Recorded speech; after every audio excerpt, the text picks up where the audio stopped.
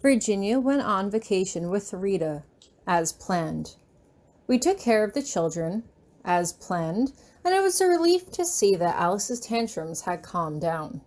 It probably helped that Hieronymous could still enter Professor Grabiner mode at the flick of a switch, and it almost impressed me that he could still channel that side of him so well when he hadn't let it show in over a decade. When Virginia and Rita returned from their vacation, we talked about the idea of having more children, as planned. Virginia decided to give it one more go, just to see if we could get another daughter so that Alice could have a sister. What did not go as planned, however, was that Virginia ended up giving birth to quadruplets. It wasn't unheard of, especially with IVF, but it was a shock that the one child we had been expecting had suddenly turned into 4.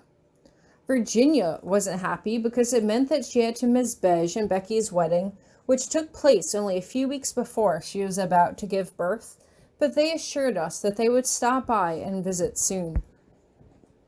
Knowing that Virginia and Rita could not handle Alice and the twins and quadruplets by themselves prompted Hieronymous to take a sabbatical. Melodia had written to me asking me to visit someone else who had been awakened by the solemn bond, as she had over the years, but this was the first time I had to turn her down. I felt bad about doing it, but my family had to come first. "There's a man here," Alice says suddenly as she appears in the doorway. "Not now," Virginia snaps. The twins were crawling around in a playpen on the far side of the room where we could all keep a collective watch on them. We had finally gotten Sophie and Stanley to quiet down, but Arthur and Ellie were being particularly fussy today. Virginia and I had debated for a long, long time as to whether or not we wanted to name one of the girls after Ellen to honor her memory. We had never found out what happened to her, but I suppose that was just another one of life's little mysteries that I had to live with. I never knew what became of my old high school classmates, and I hadn't really bothered keeping in close contact with anyone who had graduated from Iris Academy either. Maybe, one day, I would pass them on the street and not even know it, although it wasn't exactly hard for them to recognize me with my signature blue hair. Either way, I suggested the name Ellie, and Virginia had said that it was close enough to Ellen to work. What I didn't tell her was that I felt like it was an appropriate combination of Ellen and Eddie. Musette did sacrifice herself to save our lives, but it wasn't something that we had ever brought up since it happened. "There's a man here," Alice repeats as she hugs a stuffed purple bunny to her chest. "There's a man here, there's a man here, there's a man here, there's a man—" "Enough!" Hieronymous snaps, and for a moment his voice registers in my head as Professor Grabiner, not Hieronymus. "Tori, go see what she's on about." "Of course, sir," I say as I reach up to kiss his cheek, and Hieronymus's tense shoulders relax immediately. I started calling him sir whenever I felt he was becoming too overwhelmed, as a subtle way to remind him to relax a bit. "Okay, my little girl," I say as I follow Alice out into the hall. "What man is here to see us, I follow her out into the foyer to see Becky and Beige conversing with Mariette. "Mariette," I scold without any malice in my voice. "Why didn't you tell me 2 of my favorite people have arrived?" "My apologies, madame," she replies with a smile. "Miss Alice insisted that she retrieve you herself." "Is that right?" I ask as Becky bends down to scoop Alice into her arms. "You get bigger every time I see you," Becky says playfully as she taps her on the nose. "Oh, Tori." She steps forward to offer me a one-armed hug. "Why is it always so good to see you?" "You'll have to answer that one for me," I reply teasingly. "I cannot believe that you were scrubbing pots and pans when I first met you, and now you're going to be the queen of an entire country. You'll be the best queen there ever was." "Oh, I don't know about that," Becky says as she glances down and away. Melodia has been teaching Becky about the royal responsibilities she will need to take on, Beige says as he rubs her shoulder comfortingly. It's a bit overwhelming. My father has been doing the same for me. He's going to step down in a few years, and I need to step up and be the ruler my kingdom needs me to be. You both are going to do just fine, I say. Especially you, Becky. You know how nervous I was about stepping up and becoming a Viscountess, but I still did it because I had Hieronymous there beside me. You have Beige. Trust him, and don't be afraid to ask him for help if you need it. That's sage advice, Hieronymous says, and I can't help but smile as I see him walk in, bouncing a fussy Ellie in his arms. Ooh, and who is this little one? Beige asks as he draws closer. Ellie, Hieronymous replies. Arthur, Stanley, and Sophie are still upstairs. Wait a minute. Beige's jaw drops in shock as he turns back to me. Tori, you said you had a surprise to tell me. Did you adopt more kids? Nope, I say with a massive grin. Virginia had quadruplets. Becky's face blanches. Is that possible? Yup, Alice volunteers. Her tummy got very, very big. I turn back to Becky, keeping my deadpan expression. Very, very big. Is she okay? Beige asks. Can we go see her? Sure, I reply. We just got Sophie and Stanley to settle down, but everyone's being particularly fussy today. It's an all-hands-on-deck situation.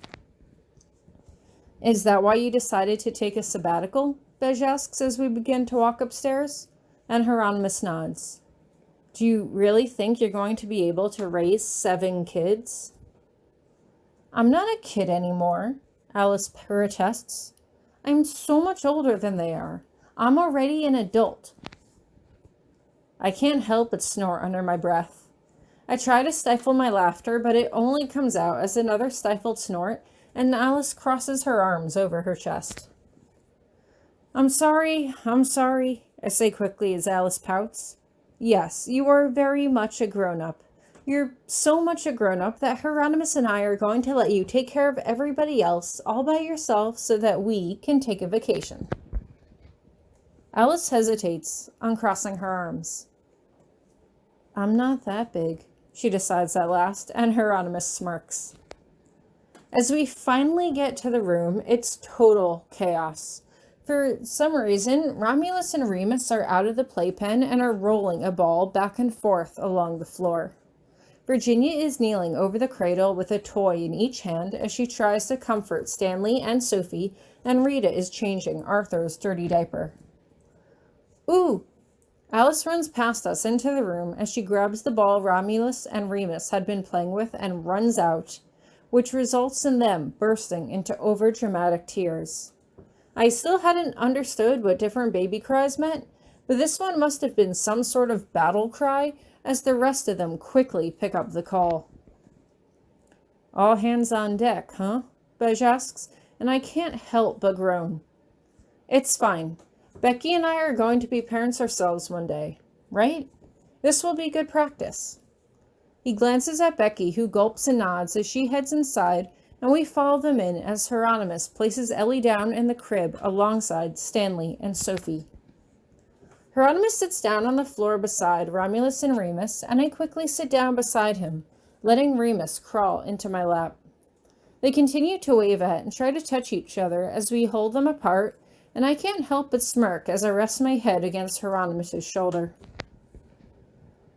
So, is this what you thought parenthood would be like? He asks. I don't know what I thought it would be like, I admit hesitantly. All I knew was that I wanted a big family with you. I didn't really picture us having 7 kids so quickly. I thought maybe if we wanted more later on, we'd adopt, but I never thought we'd raise 7 babies ourselves. I am very thankful that we are not raising 7 children ourselves, Hieronymous says in consideration, as we turn back to watch Beige and Becky play with the newborns. We sit in silence for a while, and Alice eventually comes back to return the ball as she goes over to play with the newborns too.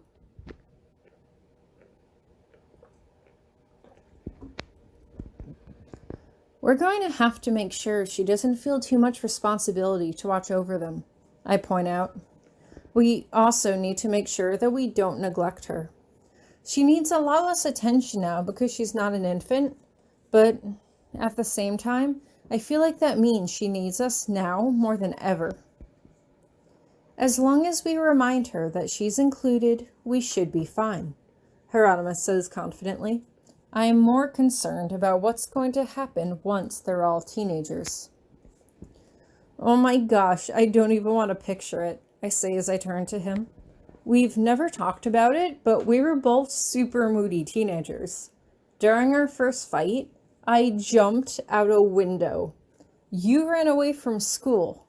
Like, they tested us for genetic diseases, but I don't think they tested us to see if we'd pass on any super overdramatic genes. Our kids might be even more melodramatic than we were. Oh, horror of horrors, Hieronymous teases as he reaches forward to plant a kiss on my forehead. It will be interesting to see what they're like when they start to get older and begin to develop personalities of their own. Oh, I know, I say as I grin up at him. There are so many things that I want to do with them. I want to go horseback riding together. I want to go apple picking with them. I want to teach them all how to swim. I want to decorate a Christmas tree with them. There are just so many fun things I want to do and share with them. Including introducing them to movies and other forms of low-world entertainment, Hieronymous asks, and I just shake my head. We haven't watched TV in years, I remind him. It's strange how that used to be such a big part of my life growing up, and now it's not anymore, but I've moved past it. I don't need it anymore. Still, that's not to say that technology won't catch up to us. I hope that it'll never get to a point where technology will expose magic, but if it does happen, I just hope that it's not in their lifetime so they don't have to deal with it. Hopefully not, Hieronymous agrees. By the by, I was thinking about moving Alice into her own bedroom. She's old enough that she shouldn't still be sleeping in here with the newborns. Yeah, I guess that makes sense, especially given how much they cry at night, I admit. It's going to be crazy in a few years when they're all going to want to have their own separate rooms. But, in a way, I almost can't wait until we get to that point so that we can really start to converse with them and get to know what they're like.